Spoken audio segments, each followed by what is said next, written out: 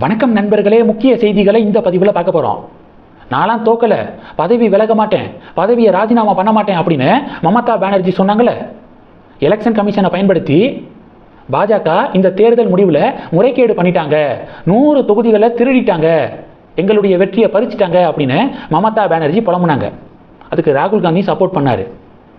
அப்போ தான் பொதுமக்கள் கேட்டாங்க, வாக்கு திருட்டு அப்படின்னு சொல்கிறீங்களே, வாக்கு திருட்டு பண்ணி தான் பாஜக ஜெயிச்சிச்சு அப்படின்னு சொல்கிறீங்களே, கேரளாவில் காங்கிரஸ் தானே ஜெயிச்சிச்சு, கேரளாவில் வாக்கு திருட்டு பண்ணி தான் காங்கிரஸ் ஜெயிச்சிச்சா அப்படின்னு பொதுமக்கள் சமூக வலைதளத்தில் தொடர்ந்து ராகுல் காந்தியை டேக் பண்ணி கேள்வி கேட்டுட்டு வராங்க. பதவி விலக மாட்டேன் அப்படின்னு மமதா பானர்ஜி சொன்ன உடனே நம்ம சொல்லியிருந்தோம், அமைதியாக போஸ்ட் எலெக்ஷனுக்கு பிறகு வெஸ்ட் பெங்கால் நகர்ந்துக்கு இருக்கு, எந்த வயலன்ஸும் இல்லை. இதில் வயலன்ஸை தூண்டுற மாதிரி மமதா பானர்ஜியுடைய நடவடிக்கை இருக்குது. தோத்துட்டாங்கன்னா டீசெண்டாக பதவியை ராஜினாமா பண்ணிவிட்டு புதிய அரசு பதவியேற்க வழி வகுக்கணும், அதுதான் கான்ஸ்டிடியூஷன்.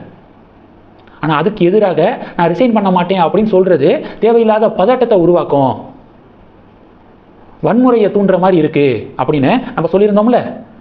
லாஸ்ட் 2 டேஸில் விரும்பத்தகாத பல நிகழ்வுகள் வெஸ்ட் பெங்காலில் நடந்திருக்கு.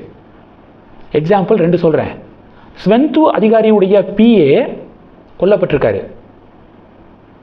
ஸ்வெந்து அதிகாரியுடைய பிஏ மீது துப்பாக்கி சூடு நடந்திருக்கு, மர்ம நபர்கள் துப்பாக்கி சூடு நடத்தியிருக்காங்க, அதில் அவர் இறந்து போயிட்டாரு அப்படிங்கிற ஷாக்கிங் நியூஸ் கிடச்சிருக்கு. 1. 2வது, ஆர்ஜி கர் அரசு மருத்துவக் கல்லூரி மருத்துவமனையில் பாலியல் வன்கொடுமைக்கு உள்ளாக்கப்பட்டு கொலை செய்யப்பட்ட மருத்துவருடைய அம்மா பாஜக சார்பில் பானிகாட்டி அப்படிங்கிற தொகுதியில் போட்டிட்டாங்களே, அவங்க ஜெயிச்சிட்டாங்க. இப்போ என்ன தகவல் கிடைச்சிருக்குன்னா, அவங்களுடைய வீடு பக்கத்தில் வெடிகுண்டு வீச்சு சம்பவம் நடந்திருக்கு. அவங்க வீட்டு பக்கத்தில் நாட்டு வெடிகுண்டுன்னு சொல்லுவாங்கள்ல, அதை மர்ம நபர்கள் வீசியிருக்காங்க. இதில் 5 பிஜேபி ஒர்க்கர்ஸ் படுகாயம் அடைஞ்சிருக்காங்க அப்படிங்கிற தகவல் கிடைச்சிருக்கு. இது மாதிரி வெஸ்ட் பெங்காலில் பல விரும்பத்தகாத சம்பவங்கள் நடந்து வருது.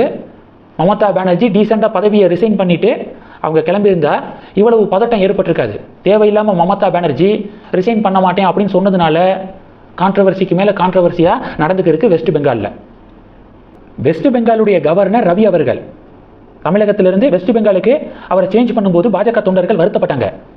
திமுகவை நல்லா கதற விட்டாரு, சேஞ்ச் பண்ணிட்டாங்களே அப்படின்னு பாஜக தொண்டர்கள் வருத்தப்பட்டாங்க.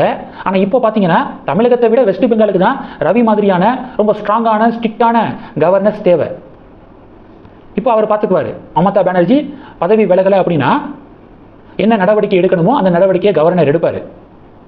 டிஎம்சி திரிணாமுல் காங்கிரஸ் கட்சி அப்படிங்கிற ஒரு கட்சியையே தடை விதிக்கக்கூடிய அளவுக்கு அதிகாரம் இருக்குது. எலெக்ஷன் கமிஷன்கிட்ட சஜஸ்ட் பண்ணி தேவையில்லாமல் வன்முறையை தூண்டுறாங்க, இந்த கட்சியை பேன் பண்ணணும் அப்படின்னு கவர்னர் எலெக்ஷன் கமிஷனுக்கு ரெக்கமெண்ட் பண்ணால் டெஃபினட்டாக எலெக்ஷன் கமிஷன் அதை பரிசீலனை பண்ணுவாங்க. ஏன்னா அவங்கள பார்த்துக்கிட்டு தானே இருக்காங்க. ஸோ இது மாதிரியான சூழல் வெஸ்ட் பெங்காலில் இருக்குது, பொறுத்திருந்து பார்க்கலாங்க.